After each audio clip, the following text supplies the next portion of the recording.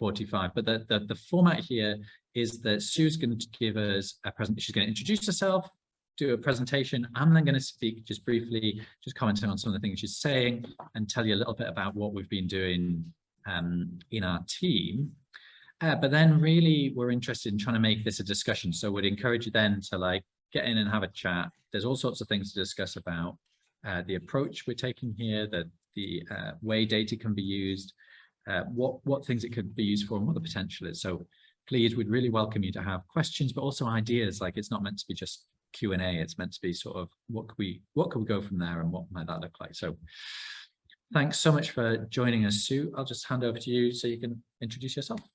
Yeah, no problem. So yeah, I'm Sue Shearman. I am a senior product manager working for Experian Marketing Services, and I manage our series of segmentation products, of which Mosaic is one of them that John's invited me here today to talk about, and to try and give you an idea of how that can be used within the public sector. Yeah, from there. So I shall go ahead and share my screen, and hopefully you'll all be able to see that presentation. And I apologise, you all become very little now, so I'll hopefully pick up if there's any questions as we go along, but feel free, if you wanted to come off mute and interrupt me, that's more than fine, or as John said, we can have an interactive conversation at the end. So yeah, just I guess before I begin, and I apologise if this is teaching grandmother to suck eggs, although I'm never quite sure where that statement originates from, but really just to go back to basics of what a consumer segmentation is, and that is that it is the practice of dividing up a consumer base, as this is looking at consumers, into groups of individuals that essentially share similar characteristics, and in the case of Mosaic, we're looking at things like age, interest, life stage, income, affluence levels. So really it's dividing up, in the case of Mosaic, the UK adult population, looking primarily at individuals and those households, but can be looked at a postcode level as well, into groups or segments that we call it, that carry similar characteristics between them. So Mosaic 7, that's the version we're currently on. It has more information in it than we've ever had in the past. I'll go and say we're over at Experian. We've been producing segmentations for 30 years now. Personally, not myself, but yes, so we've got lots of experience. But our latest versions, as I said, it enables you to group citizens together based on similar characteristics, which enables you to understand not only their demographics, so things like age, the household composition, whether or not there's children within a household, but also looking at their lifestyle behaviours and preferences, so how they may want to interact through what particular channels, what are their interests, and so on. Which can help also identify the best channel to reach them through. I'd say whether that be face-to-face interaction, or whether it's online, via email, and so on. It can help consistent messaging across all of those channels, because we can apply Mosaic across all of that, so that depending on how and where you're communicating with those citizens, that you can ensure that they're falling into the same segments, and that you are communicating with them in a consistent way.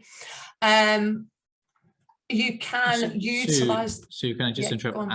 I have a feeling that your screen share is sharing the wrong bit of PowerPoint for you. I think you're on your third slide, but we can only see your first slide at the moment. So I think in screen share, when you make something full screen and in PowerPoint, it goes from you share, it's a different window opens up in the background. So if you do another screen share, you'll probably get the right place. Yeah, let's try again. I thought I'd better catch you. No, of course, yeah. Let's give it a go again.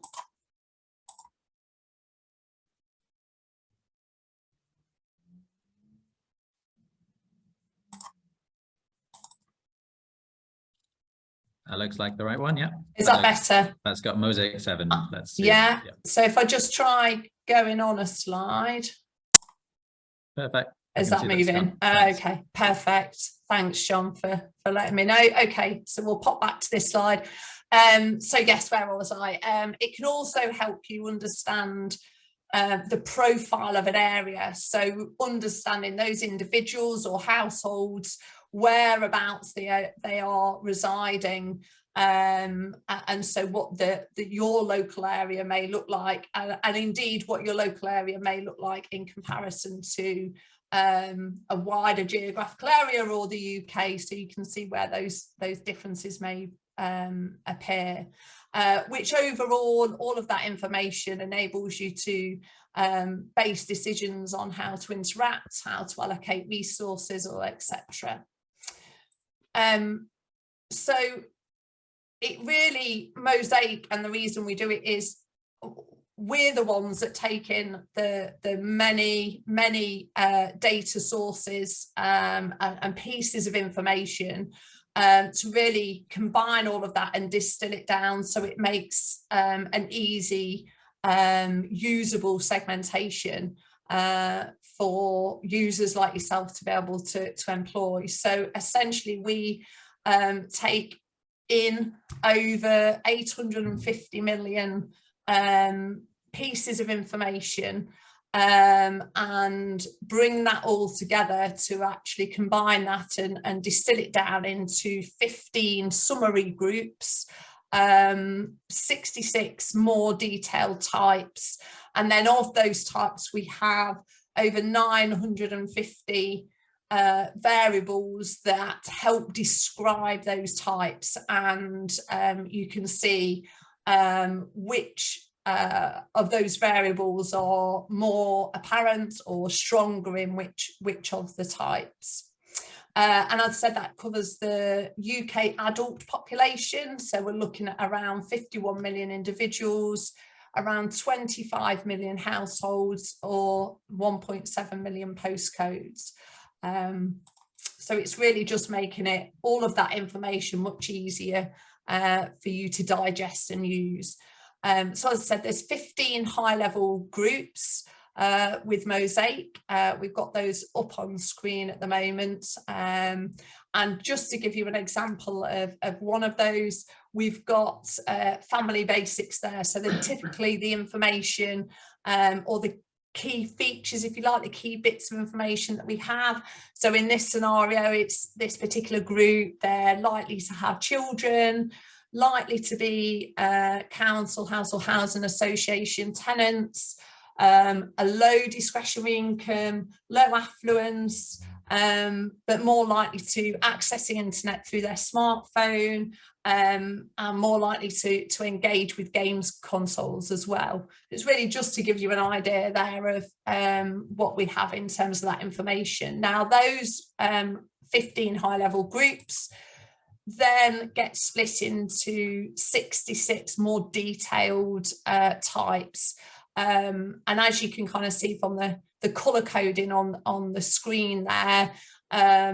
we have a number of types that sit in each of the groups. So your groups will be the A, B, C, and then the types come under that. So in the one that we were just looking at, we've actually got 4 types that sit underneath that. So whilst the group will give the more summary level, when we delve into the types, you can see how within those 4 different types they make up they may be slightly different from that summary.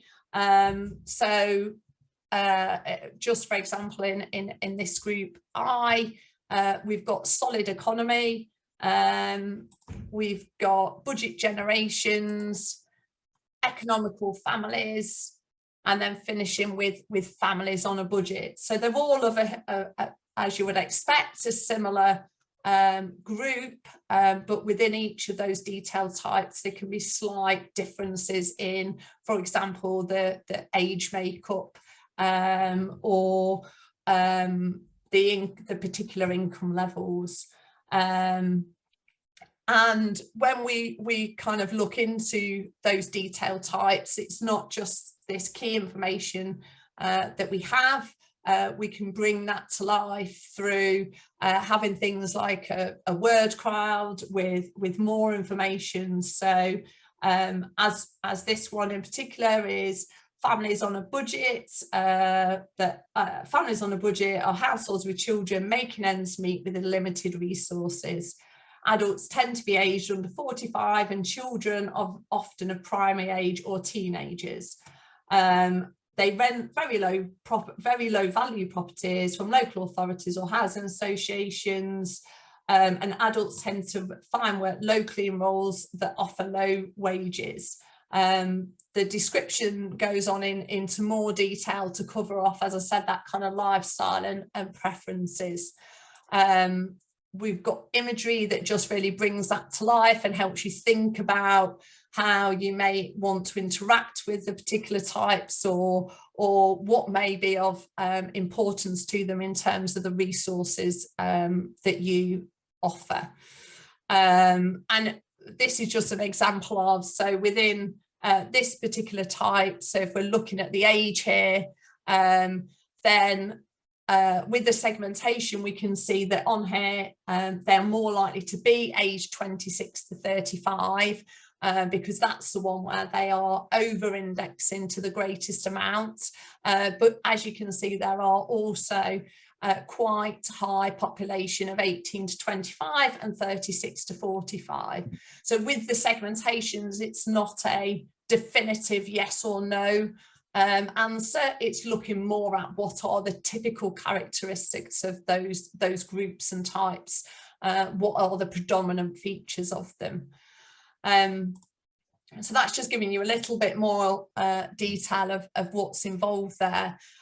This particular slide is really just interesting from the fact that if we actually take a postcode and consider that actually in this particular postcode, there's 45 houses, and there's actually 12 different mosaic types. So whereas postcode level mosaic can be useful, if we can look at it from a household level, then actually there is differentiation between that, and can help identify where there may be little pockets of groups of households that may be more in need of the services that you offer, rather than just looking overall at a postcode level. So this was just trying to demonstrate that within the postcode you can get significant differences with the actual household mosaic types that there are compared to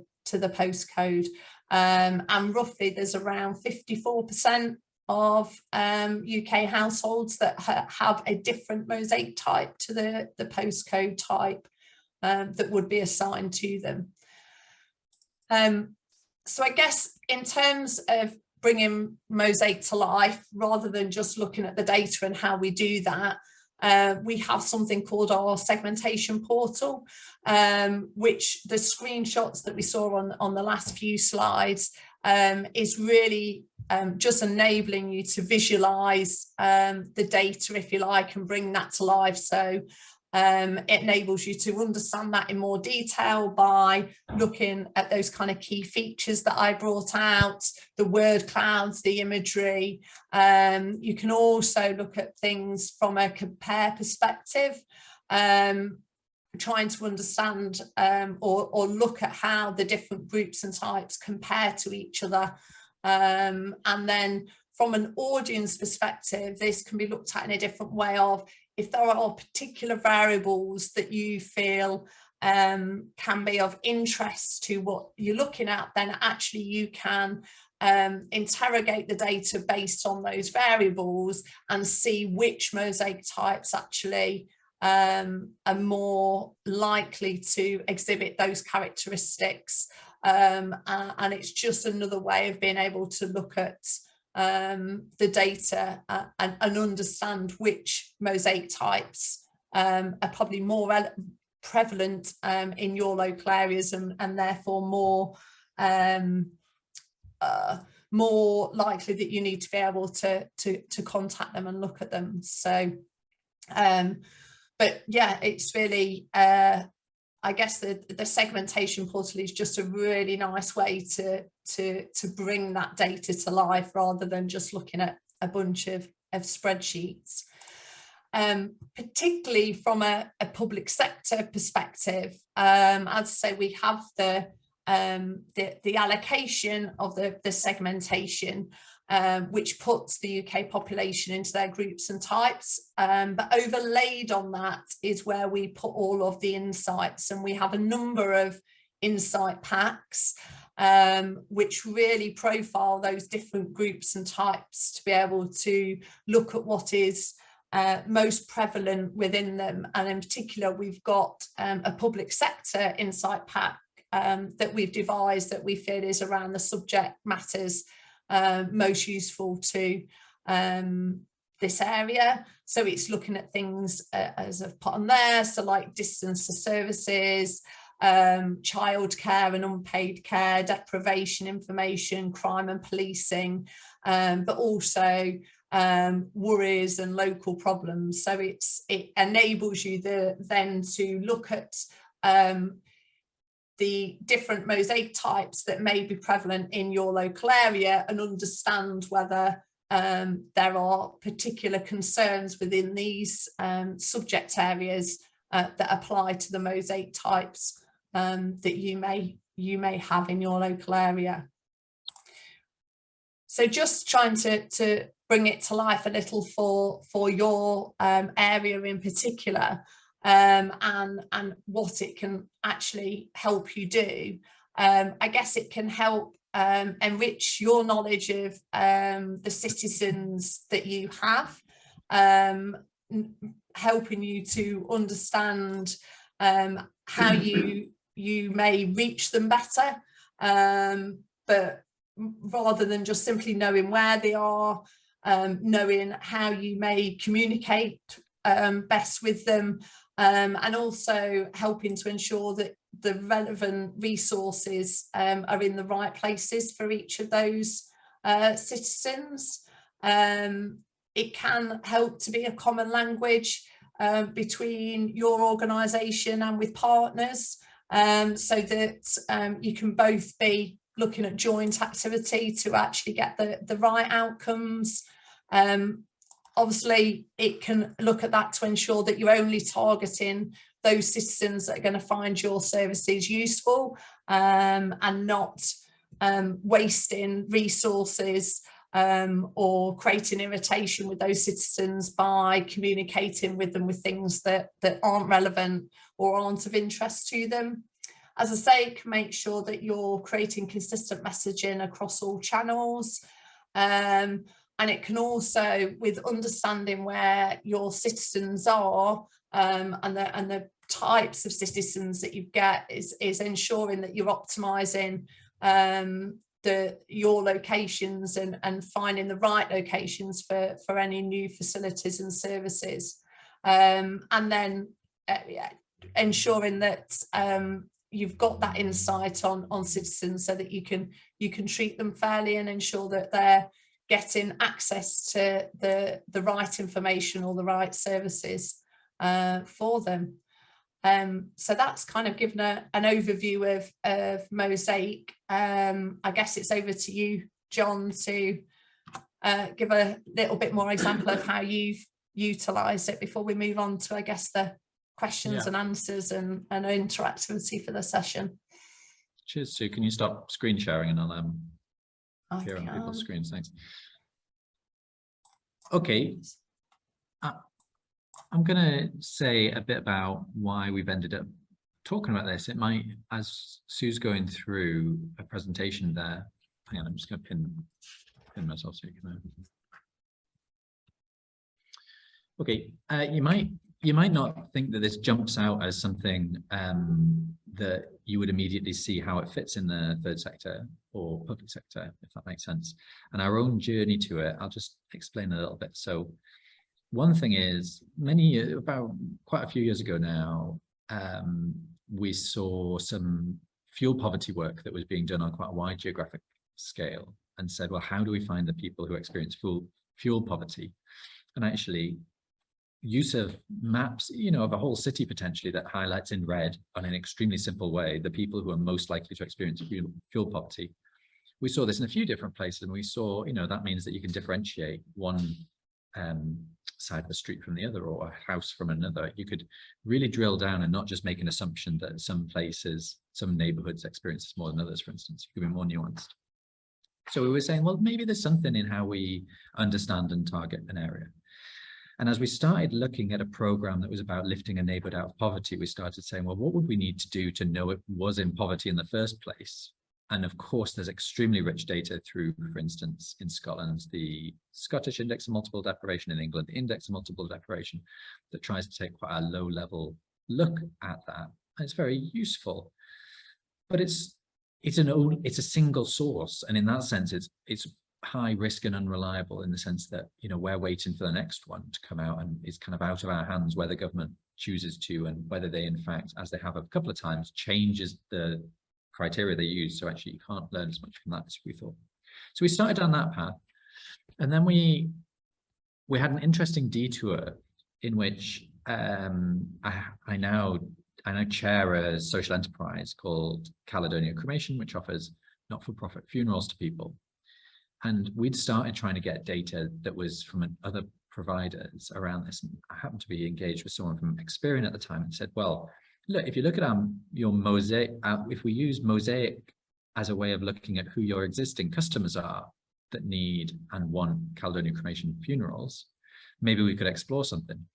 So as a little experiment, and I'm sure this is a sort of whiz-bang thing Sue often maybe does with people, maybe not, said, come on, John, what's your own postcode? Pop your own postcode in a wee session we were doing.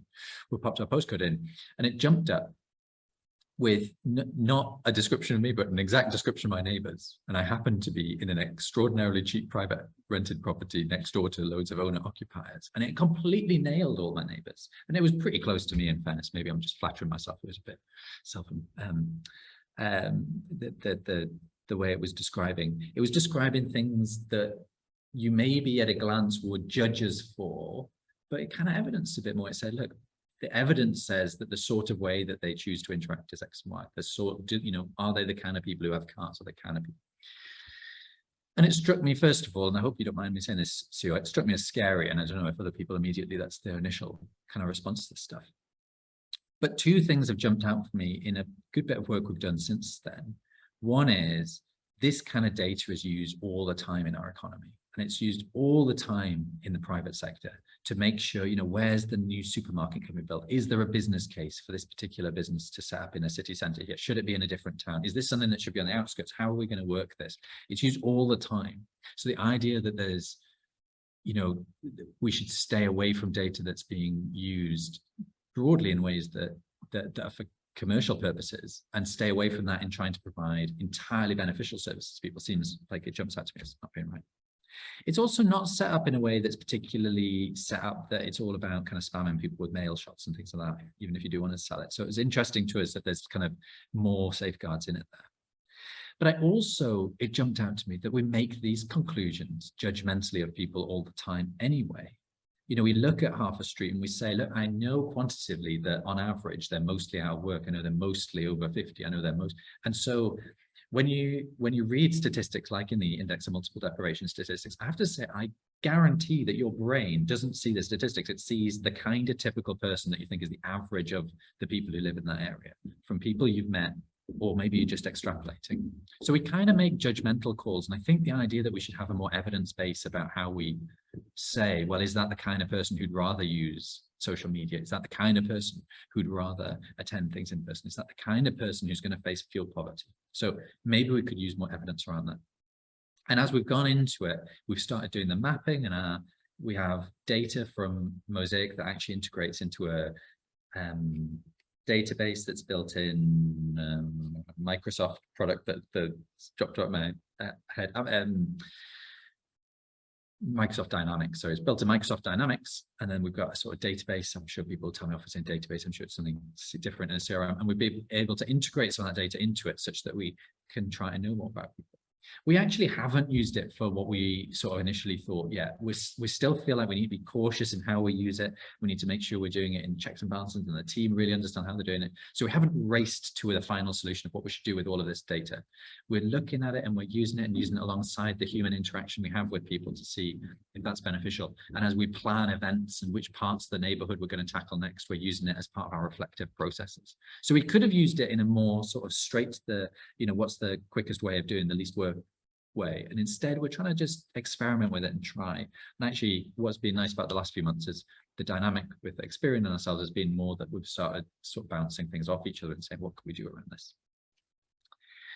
One part of that was I was really interested in meeting some of Sue's colleagues who've been working on some work around cost of living and who would be impacted by that. It doesn't jump out of the Mosaic data, but this is to say the sort of data that the Mosaic things Sue's talking about is linked to things that can be really useful for policy decision making, commissioning, grant making, and frontline delivery. And we sat and we played with some figures for Edinburgh, just because I know Edinburgh well and I live here. And what was interesting is we're saying, well, are people's disposable incomes going up or down, and can we map that in different places, and what kind of customer types will come out of this journey? Will it change what kind of category people are? And actually it was clear that it's going to get worse for everyone due to cost of living, but the projection was that people who are in most poverty will indeed face this worst. But there was this whole group of people who were in parts of town that we'd broadly say were kind of, forgive me, Theresa May said just about managing, but I think it's a good, as politics aside, it's a good way of describing people. There's a just about managing group of people. And for instance, people living in parts of Liberton and Gilmerton, it's a mix of better off people, poorer people in that part of the city, but a lot of just about managing people.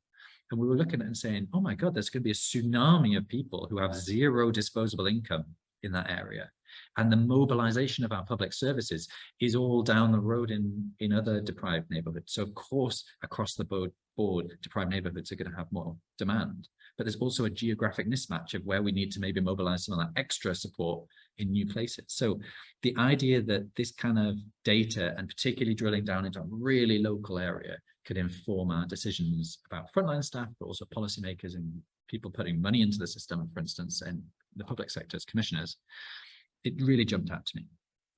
The final thing I want to say is we've constantly been interested, and this is possibly one of the reasons we got interested in this in the first place, in the potential role for this in answering the question, is the neighborhood we're working in lifting out of poverty? If we looked at the pattern of consumer types, and let's imagine they were on a scale of like red to green, but life is more complicated than that. Customer types are more on a three-dimensional scale than that, as Sue will probably tell you a bit more about if you have some questions about it. But the kind of customer groups we're talking about are more nuanced. But if you imagine them on a scale from red to green, is this neighborhood over time becoming more red or green? And that's actually not something that's immediately, no one really asks for this previously, as far as I'm aware. So we're starting to say, is there a role for that? Ian happens to be in this workshop as well as the evaluator of this. So there's a question of how do we do that? Is this actually something that there could be enormous demand for in the public and third sector?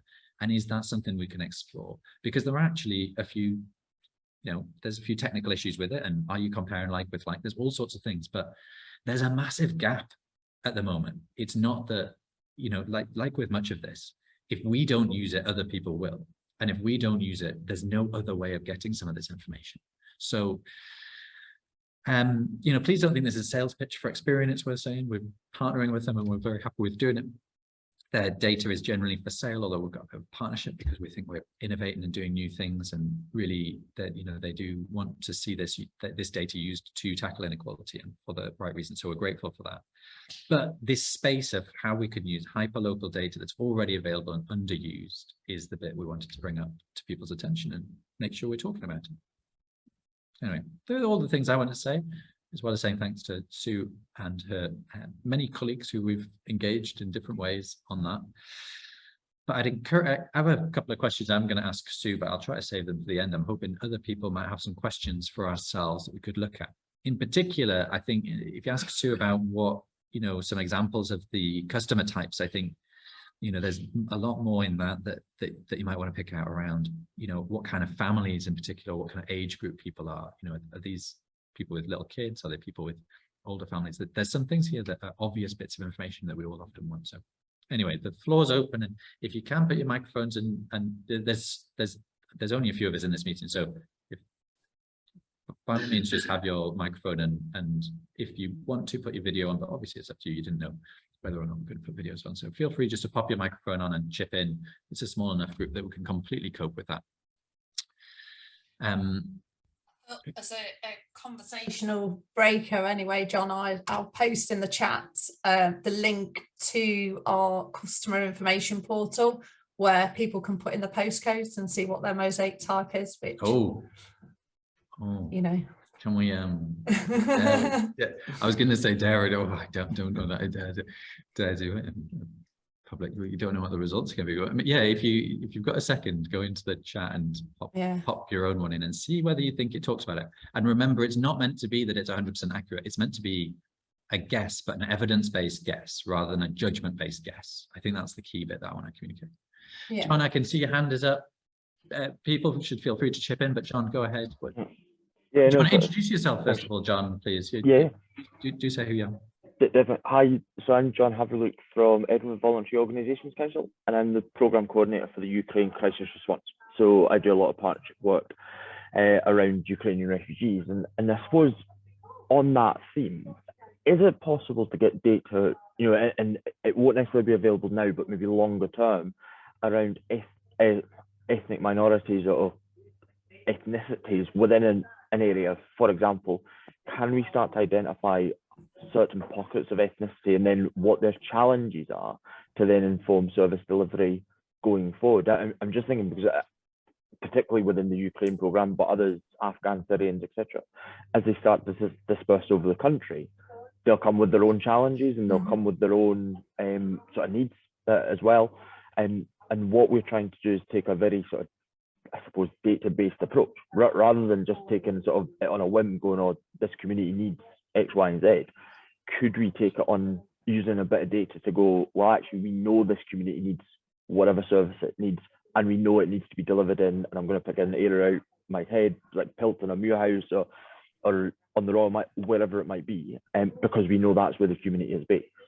I don't know if that's possible within this. Tough question, isn't it? Big ask for John too. What do you think? And you know, it might not be there, but what do you think? So it unfortunately it isn't there. The reason being is within the product as it stands, we have steer cleared, I guess, of really kind of special category data. So this comes really from a GDPR perspective. And so historically, ethnicity was something that was in there. And it's actually something that we've stripped out of the product as a definitive way of describing areas, essentially down to GDPR and how that's looked at, and because Mosaic is used across a number of areas.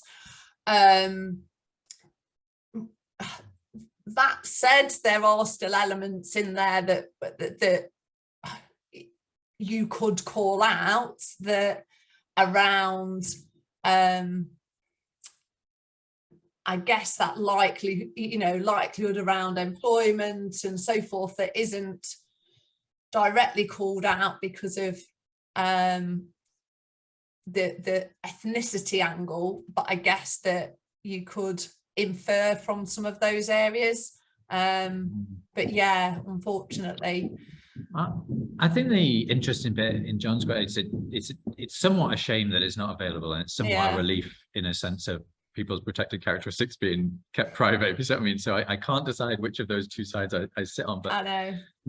My thought on what John's saying there is that the questions we're dealing with, and you've been dealing with, and then to a lesser extent we're dealing with, around what level of geography is it suddenly worth sharing that? Because even at data zone level, or what's it called in English, lower super output area, you know, identifying, say, you know, oh, there's 2 Ukrainian refugee families in this area could be itself like quite revealing, if you see what I mean, as data. And if you've created that data from local intelligence, you know, there could be something there that's a worry and an overstep in terms of data sharing.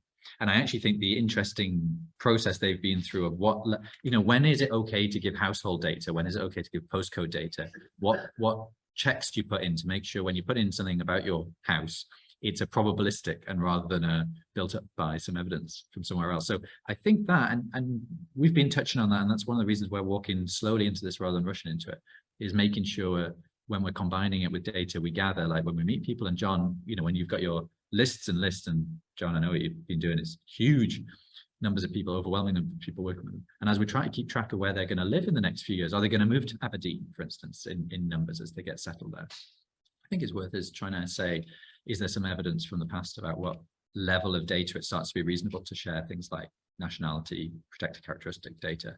Because it's tough, isn't it? Maybe the government need to give us a hand, because they're doing the stuff around index of multiple deprivation, and they always angst about the same stuff.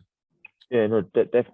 Sorry, don't mind if I just jump back in there, and I've just actually had a second thought. So the big problem we've got in the programme is moving, I say moving, almost like they're cattle, but encouraging people to move areas and to more appropriate areas for themselves in terms of social integrations, social isolation, mental health, employment, and all of that stuff. Is there a use with this data that we can almost again use that data-based approach with Ukrainians to go, look, actually, this area is a good area, and this is how we could encourage you to move. These are the opportunities, and almost, but because what we're finding is people don't know Aberdeen, for example, so they won't move up. They don't know Inverness, so they won't move. But if we can say, well, actually, we've got the data to support you. What a great point, John. And I'll let Sue speak about it in a minute. What a great point. I'm struck by, again, this thing of we always are constantly judging people. We'll look at an index of multiple deprivation map. And, you know, if we picked our house where we wanted to move based on that, we'd be doing all sorts of judgments.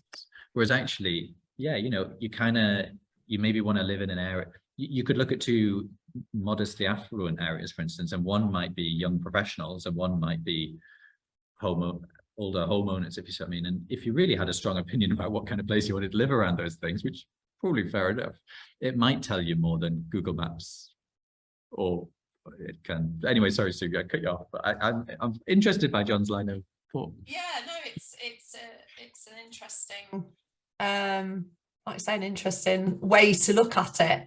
And I guess, yeah, we you know, we could look at profiles of those areas to kind of pick out and see what the dominant types within those areas, so that then if you're working with particular families or individuals, then it is, if you like, just giving them that extra promotion of those areas. As you say, if it's not something they've kind of looked at before, it's really just giving an overview of the types of individuals that live in those areas, without it being, oh yes, it's, you know, it's Joe Bloggs or John Smith that live there. It's really just giving that overview. So yeah, it's definitely something to have a look at. Yeah. Sorry, I've become distracted trying to check my postcode out. I did start the presentation. I thought, oh, I'll put my mosaic type, which is actually quite accurate. It even says, to that extent, and similar to what you were saying, John, that I am, one of the statements in mine is that I tend to have older neighbours, and I live on a street that's quite different types of houses, and actually on both sides of me, my neighbours are, you know, the next generation up, and many are the same, but then in other households they're more of my level. So it's yeah, it can be interesting to have a look. No, that's right. One of the things that often jumps out to me in the neighborhoods, because we work in different neighborhoods, is that within those areas, there'll sometimes be people who, you know, ostensibly probably have the same level of poverty, but where some have chosen, for instance, to spend a significant part of their disposable income on digital inclusion stuff. You know, they actually have a fancy for iPhone and things like that. It must have been a major part of their household expenditure. And others are completely excluded from that kind of stuff. So I think these kind of categories where you can try to, again, on an evidence-based way, say what's the nuance behind that, I think is important. Has anyone else got any questions they want to ask of Sue, or about what we're doing either in Bingham, or what Mosaic works in other ways? Anyone interested in that? Yeah, Ian's in the same room as me, so this is confusing, but Ian, go for it. Hi, John. Hopefully it doesn't echo too much for you. I keep having to switch between having the volume on and the volume off for whether you're speaking or not speaking. Hi, everyone. So I'm Ian Wilson from Sheffield Hallam University, part of the evaluation team. So obviously with a research background, I've got lots of questions that I could ask Sue. In many ways, could almost, how do you stop me, I guess. But I guess one thing I'm really interested in, I think you kind of touched it in your presentation, Sue, is about how it links to access to services, how the different postcode type, how the area types link to the access to services which people have, and whether how much that work's already been done, or to what extent you've seen it being done before by local areas, for example, like a local authority, to see whether actually are there pockets which are desperately in need of access to various services, but actually seem to be massively undersupplied. Or I think it was raised in one of the presentations earlier, where if you didn't there might be quite a lot of allotment programs in a certain area, which just work well because of the nature of the individual in that area, but actually the greatest need and benefits might be greater if they're actually within another area. Thanks, Ian. Yeah, I mean, I guess I'll kind of hold my hands up in terms of saying I don't work very closely with a number of the clients that we've got. It's more at a kind of high level of that understanding of where we work across kind of, I guess, kind of local government and national government. But yes, there are pockets of how it's been very successful in the services. And in varying different ways, I guess. It's not just I guess a kind of local government areas, but we also work along with sort of fire and rescue, police services. We've worked from some of the organisations, so like Sport England and others like that, where they're actually looking at how they attract people to utilise those services, as well as, like with the fire services, how with limited resources they make sure they're getting to the households in most need. So I guess having the most effect with the realisation that isn't necessarily going to get to everybody, but just trying to look at how they reduce wastage as much as possible. So yeah, I'm afraid I can only talk more generally in terms of that use case, but yeah, it's more that we've seen, you know, pockets of use in that. I think, if you don't mind me saying, Ian, somewhat of the onus for using it for that ends up being on us. It's one of the reasons to introduce this as a workshop into this conference. If you something, I think that, you know, I'm glad Experian seem open to it. Sorry, I'll look at you through my screen so it's less excluded for others.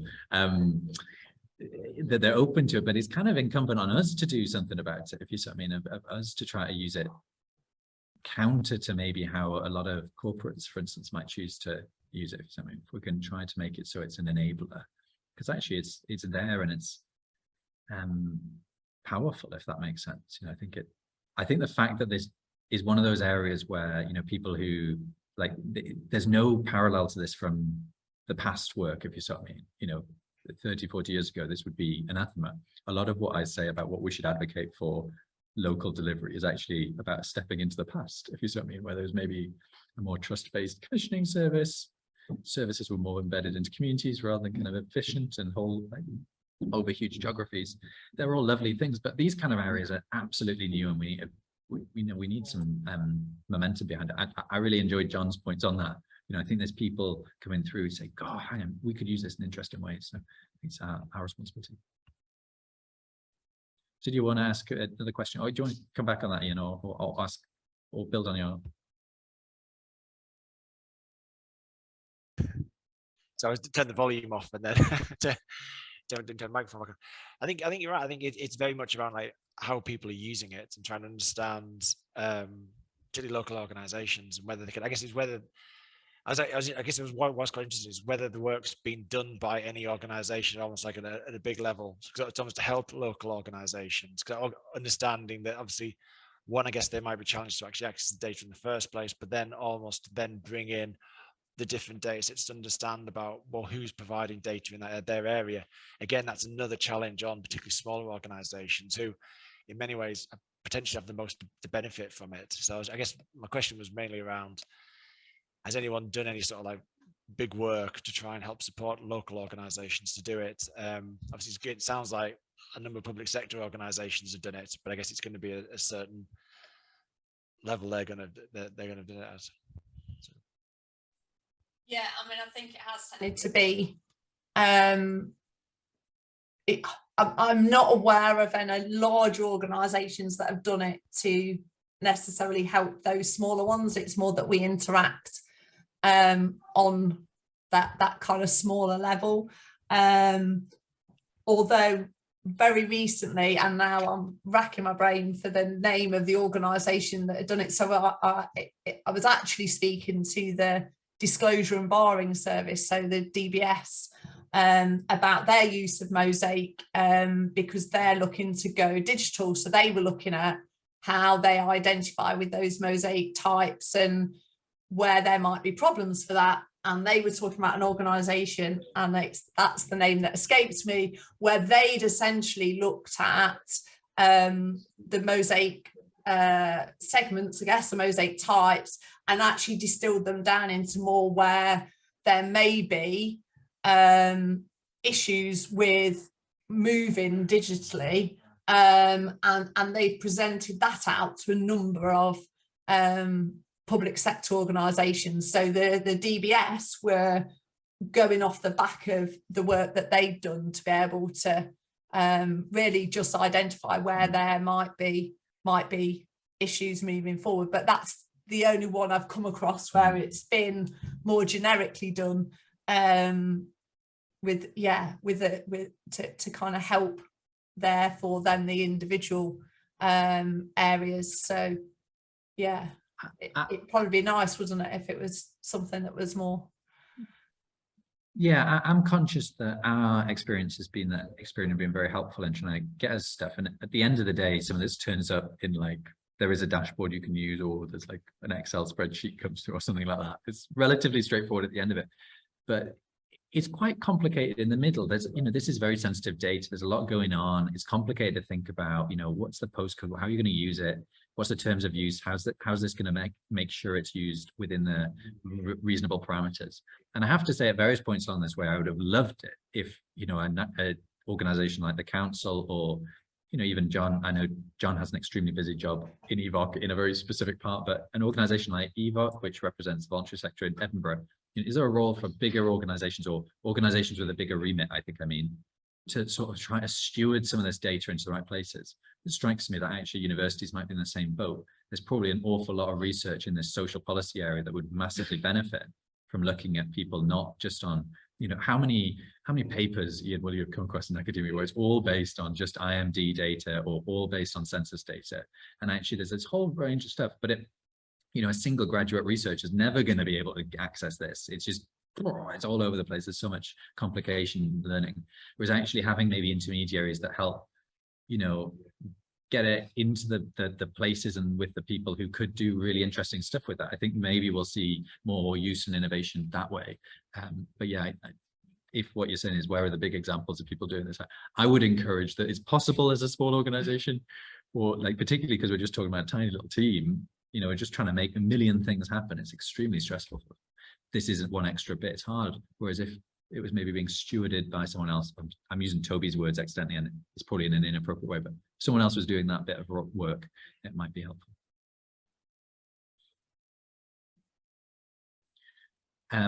Okay, so we've got just a couple of minutes left, but I was actually, if no one else has a urgent question, I was gonna, if you don't mind, because I'm in this group, I certainly need to leave in a second in order to go to the other groups, tell them to finish off. So the next session starts at 4, because we've got a break just now. So one sec, yeah, and then you're going to see us all for a role play is actually of how one-to-one holistic support can work. So I'm happy if no one's got any queries. Sue, is there a way people can contact yourself or a colleague? I don't know if you want to flash a contact details up on the screen or tell people in the chat or something, but I think it'd be useful if people knew how to get more. We'll include Sue's presentation along with all the other ones when we send them out, when I've got my head in gear after this. So you'll see that as well there. But if you don't mind, we'll draw this to a close and then I'll go and visit all the other workshops just to check in with them. So thanks so much.